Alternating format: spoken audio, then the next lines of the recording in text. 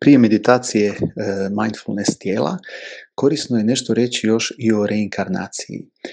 Ne o reinkarnaciji kao nečemu što moramo prihvatiti ili odbaciti, nego nešto što možemo saslušati objašnjenje reinkarnacije, jer ako želimo duboko razumjeti kako ga definira tibetanski budizam, onda je vrlo važno razumjeti objašnjenje o reinkarnaciji da bi mogli sveobuhvatno razumjeti što se radi sa meditacijom.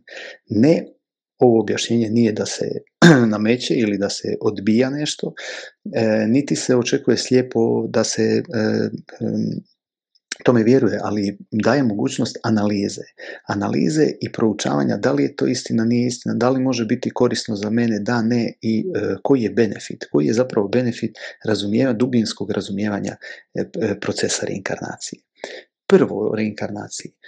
Definirali smo u prvoj poruci kao definiran je kao jasnoća i spoznaja. Ima dvije kvalitete, jasnoća i spoznaje. Drugo, osoba kada nastaje, kada se rađa, ona nastaje kao posljedica spoja spermija i jajne stanice. Spermij i jajna stanica su sastavljeni iz 5 elemenata koje smo prije definirali. Znači, i oni su baza za nastanak 5 elemenata, oni su baza za nastanak tijela. Znači, tijela, onih 5 elemenata koje smo prije definirali. Nijedan od tih elemenata nije jasnoća i spoznaja. Pošto, prema prirodnim zakonima,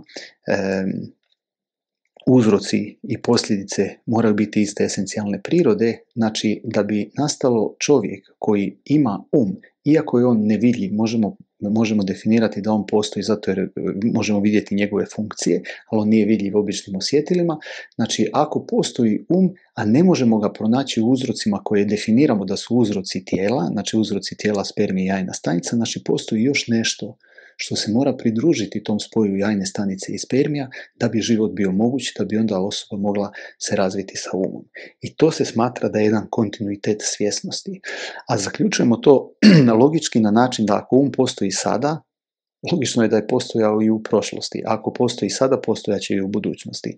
Ako to ne razumijemo, onda smo jako vezani za ovaj život i je limitiran koji ne vidi realnost zato jer ne gledamo malo lijevo-desno ili naprijed-nazad. Što znači lijevo-desno?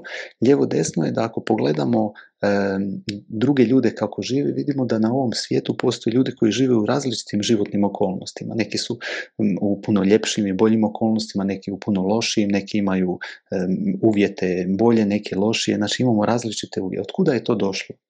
Znači ako razumijemo da sve dolazi iz uzroka i uzroka i uvjeta, da su uzroci i uvjeti su baza za nastanak svih iskustava, znači svako iskustvo, svako životno okolnosti koje imamo temelje se na određenim uzrocima i uvjetima. To je kad pogledamo oko sebe.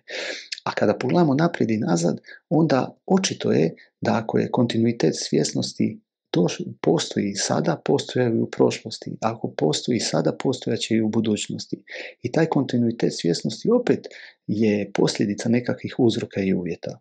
I ako želimo sami sebi dobro, znamo da dobri uzroci, pozitivni, dobronamjerni uzroci, ako su oni navika, onda ćemo nalaziti utočište u njima, prakticirat ćemo ih i oni će voditi u dobra iskustva, dobre posljedice.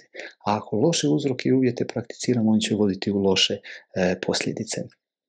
I ako si zaista želimo dobro, onda je korisno shvatiti da dobri uzroci vode dobrim posljedicama i da čak i ako ovaj život završi ili vrlo brzo završi, nema problema ako su uzroci koji su u njemu kreirani bili pozitivni, ono što slijedi bit će dobro. To je kao da mi neko tjera iz kuće, ako me tjera iz kuće i ne znam gdje ću završiti, onda je to loše, ali ako znam da ću završiti u još ljepšoj kući, onda će to smanjiti onaj strah ili onu vezanost, onu nesigurnost, histerični nezadovoljstvo.